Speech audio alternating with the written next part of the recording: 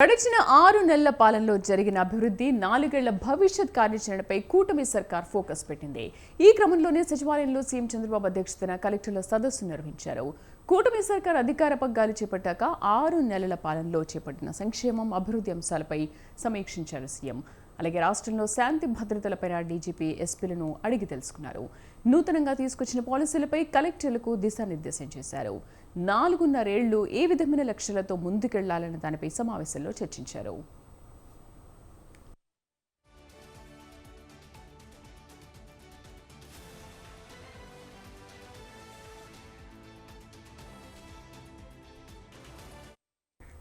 అలాగే జగన్ పాలనపై మండిపడ్డారు. రాష్ట్రాన్ని అప్పుల పాలు చేశారని, దీనివల్ల ఎన్నడూ లేనంతగా ఇబ్బందులు పడుతున్నామన్నారు. ముఖ్యమంత్రిగా 4వసారి నేను, కానీ మొట్టమొదటిసారి ఈరోజు నేను ఈ ఇబ్బందులని చూస్తున్నా. మామూలు ఇబ్బందులు కాదు, ఊహించని ఇబ్బందులు ఈరోజు రాష్ట్రంలో చూసే పరిస్థితికి వచ్చాం. ఇప్పుడే ఫైనాన్స్ మినిస్టర్ చెప్తున్నాడు, 10 లక్షల కోట్ల రూపాయలు బకాయిలు, 1 లక్ష కోట్ల రూపాయలు దగ్గర ఇంకా బిల్స్ పే చేయాలి. ఇంకొక పక్కన ఆదాయం కూడా తగ్గిపోయే పరిస్థితి. ఎప్పుడు కూడా అభివృద్ధి జరిగితే అభివృద్ధి వల్ల సంపద వస్తుంది, సంపద వల్ల గవర్నమెంట్కి ఆదాయం వస్తుంది. మళ్ళీ ఇది ఒక సైకిల్. అది టోటల్గా మిస్ అయ్యే పరిస్థితి వచ్చింది.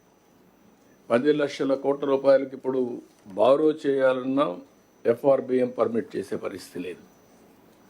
ఇంకొక పక్కన మీరు ఒకసారి చూస్తే భవిష్యత్తును కూడా అన్ని డిపార్ట్మెంట్లు అప్పులు తీసుకొచ్చారు. అవన్నీ ఒక పక్క అయితే, పోర్టుల అడ్డాగా రేషన్ బియ్యం అక్రమ దందా నడిపించారని వైసీపీ నేతలపై మండిపడ్డారు చంద్రబాబు. రేషన్ బియ్యం మాఫియాపై ఉక్కుపాదం మోపాలని కలెక్టర్లను ఆదేశించారు.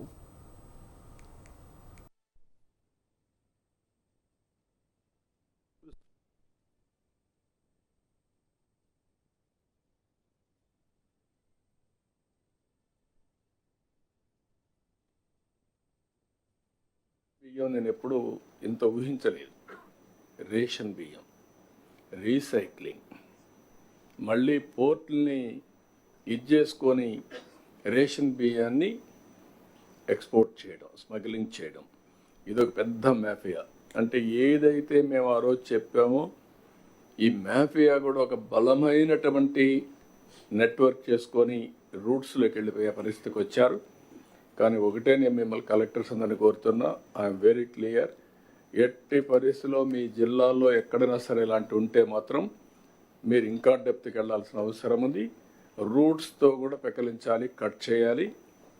ఇవి రాబోయే 2-3 నెలల్లో ఈ ప్రభుత్వం ఎక్కడ ఉపేక్షించాం, ఫర్మ్గా ఉంటాం.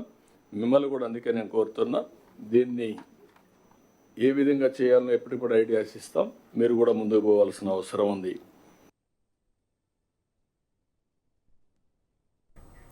ఇకపోతే కలెక్టర్ల సదస్సులో పాల్గొన్నారు AP deputy CM Pawan Kalyan. ఇటీవల సంచలనం రేపిన కాకినాడ పోర్టు వ్యవహారంపై ప్రస్తావించిన ఆయన అధికారుల తీరుపై అసహనం వ్యక్తం చేశారు.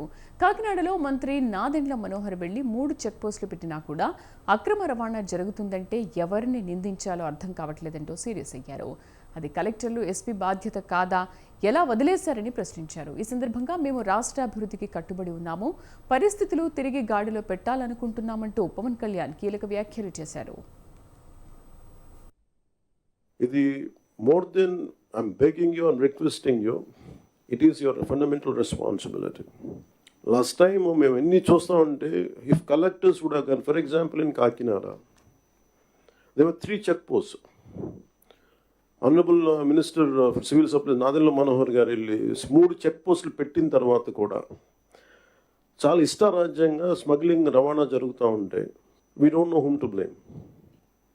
స్ట్రైట్ ఈజీగా పాయింట్ చేసేయచ్చు కానీ fingers, it is the collector's responsibility, it is the SP's responsibility. How come they had ignored? And it was quite disappointing for us. అంటే మాకైతే పర్లేదు, we are not here for making money, we are want to do something. ఇందాక as I said, the rot begins when wild actions are received calmly by society. అంటే ఇలాంటి wild actions చూసుకుంటా ఉంటే and country will disintegrate no sooner. అంటే మీరు వెళ్ళి Kakinada airport for example వెళ్ళి చూస్తే, మీరు సీపోర్ట్లో You know, all of you had seen in 2008 how Kasab and this Pakistani terrorists had entered and created a mayhem in our